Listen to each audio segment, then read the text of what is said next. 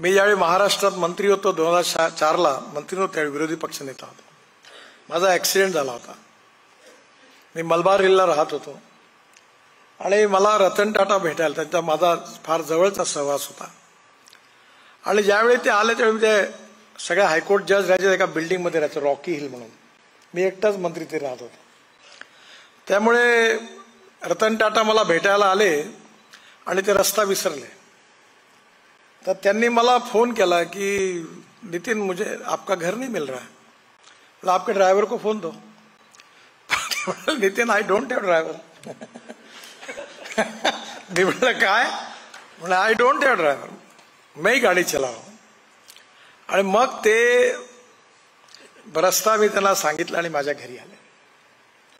म्हणजे एवढा मोठा माणूस पण डाऊन टू अर्थ आणि किती नम्र किती शालीन हे मी जवळून त्यांना पाहिलं. नाही तर छोटंसं पद मिळाल्याबरोबर साला मैं तो साहब बन गया, साहब बन के कैसा तन गया. लगेच पोस्टर बॅनर याचे सत्कार त्याचे सत्कार, गळ्यात हार. मला कळत नाही. आणि आमच्या क्षेत्रात तर हे पटकन चाललं जातं. आम्हाला सगळी पद टेम्पररी मिळतात, परमनंट नाही. पण तरी लोक केवढा जोश करतात, केवढे बँड वाजवतात. याचा आणि नेतृत्वाचा काही संबंध नाही. मी माझ्यावर विश्वास ठेवा, मी आजपर्यंत आयुष्यात 1 रुपयाही माझं पोस्टर लावायला खर्च केला नाही आणि करणार नाही. आणि 45 वर्षात नागपूरच्या एअरपोर्टवर मी येतो आणि जातो तर मी नेहमी म्हणायचो माझ्या स्वागताला कुत्राही येत नाही. पण इतक्यामध्ये मी Z+ असल्यामुळे कुत्रा मात्र यायला लागला. याचा काही संबंध नाही आहे. पण या सगळ्या गोष्टी आपण जेव्हा मी जॉर्ज फर्नांडिसांना बघितलं त्यांच्याबरोबर मला अनुभव आला की एवढा मोठा माणूस, प्रामाणिक माणूस, किती नम्र. त्यामुळे सुधीरचं सगळ्यात मोठं वैशिष्ट्य आहे की या 4000 लोकांचं जे व्यक्तिमत्व त्यांनी खुलवलेलं आहे त्यांच्या मुलाखतीतून, त्या पुस्तक रूपाने त्यांनी केल्या आहेत प्रकाशित. पण मला असं वाटतं की कुठेतरी त्या मुलाखती पुन्हा एकदा टेक्नॉलॉजीचा उपयोग करून त्या पुन्हा एकदा नवीन पिढीला दाखवल्या पाहिजे. कारण जे काल आहे ते आज नाही, आज आहे ते उद्या नाही. कालाय तस्मै नमः. आणि पिढ्यांमधलं अंतर खूप मोठं आहे.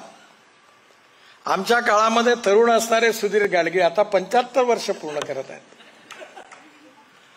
तसं वर्ष जरी पूर्ण करत असले तरी ते तरुणच आहेत मनाने, स्वभावाने.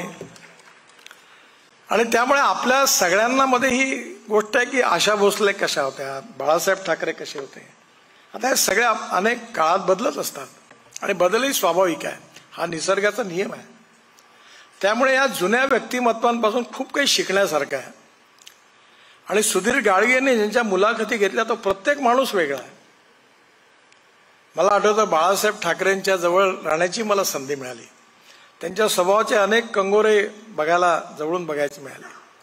एकदा बोलत असताना ते मला असं म्हणाले, नितीन अरे मासा पाण्यामध्ये असतो, त्याच्या डोळ्यातून जरी पाणी निघालं तरी पाण्यात ते मिसळून जातं, ते कुठे लोकांना बघायला मिळतं.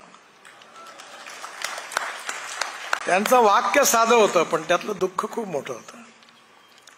आणि म्हणून सुधीर गाडगे यांनी त्या माणसाला आपण ओळखतो त्याच्या पलीकडे जाऊन, त्याच्या अंतरंगात जाऊन त्यातल्या चांगल्या गोष्टींचा उलगडा आपल्या मुलाखतीच्या कौशल्यातून केला आणि त्या व्यक्तिमत्वांना बोलतं केलं.